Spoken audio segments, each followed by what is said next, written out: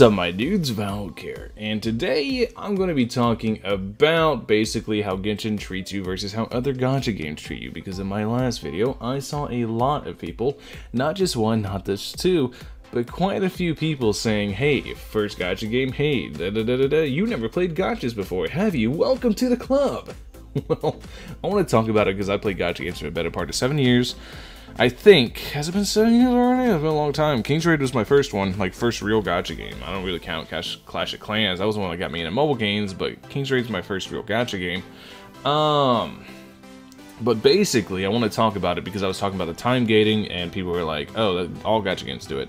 So let's compare. If you guys do not know, in the description of the channel, or description of the video, I don't have it synced up with the channel, but it's in the description of every single video, I have a second channel, in which that channel I cover Slime Isekai Memories, which is, surprise, another gacha game, because I love gacha games.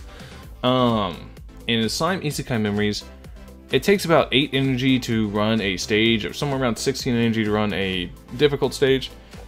The in-game stage is where you need to go farm the equivalent of artifacts, and it takes about 16 stamina to go ahead and run stage once. In Genshin, it takes 8 energy, or takes 8 minutes to regenerate 1 resin, and it takes 20 resin to be able to actually run a stage. So you can already see a little bit of a discrepancy there. Then let's get into resin refreshing. Resin refreshing in Genshin costs 60 resin, and it increases with every single time you do it, and it caps out at 6. And it goes up to a point, at one point it costs 200 Primo Gems to regenerate 60 resin. The very first one is 50 Primo Gems. So let's compare that to Slime Isekai Memories. 50 is about a third of a singular summon. Slime Isekai Memories, one summon is 30 magic crystals. And 30 magic crystals will get you 3 resin refreshes. And you can resin refresh for 10 magic crystals at a time, as much as you want. There's no cap to it, and not to mention the game literally poops out stamina pots for you. It just poops them out. I literally have a surplus right now. I could go play the game all day, as long as I want, for however many days in a row I wanted, without running out, without needing to worry about stamina, because that's how regular gacha games function.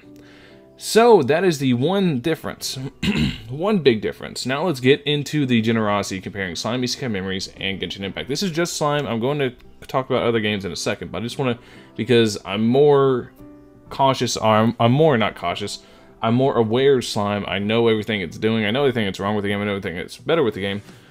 So I can talk about it in equal comparison somewhat. Slime Isekai Memories, also what they do is one downside to that game is they release weekly banners. Meaning there literally is a banner every single week. Even a whale like me can't really keep up, so I just don't. I skip units in that game because you kind of have to. That's the way it works. So, basically that's how it goes. So, with the weekly banners though, basically you get a multi banner essentially. Sometimes you get 2 multis in one banner. We got 3 multis for that banner. Super Pog, that's just how it works sometimes. In Genshin, you get nothing every time a new banner comes out. You get Copium because odds are you can't get the unit free to play, because you can only get 1 unit like every 4 banners in Genshin Impact. That's just how the game works. So that is another difference. Now with all this being said, credit where credit's due, and let's be completely fair to both.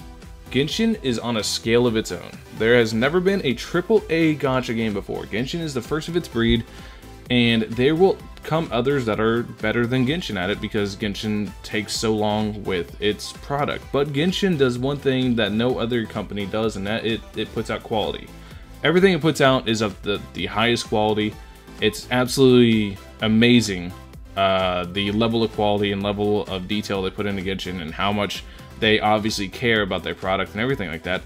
But whenever I compare it to just literally any other gacha game, it just, the discrepancies start to add up. Let's also compare it to another gacha game I'm playing very much right now. I'm grinding the hell out of it. King of Fighters All-Stars, because there's a Guilty Gear collab going on, and I love Guilty Gear. Let's go biking. But I've been grinding the hell out of it. So let's compare Genshin to that. We already talked about the stamina with Genshin. In King of Fighters, it's called AP, which is Adventure Points, I believe it's called. You start out with 1,000.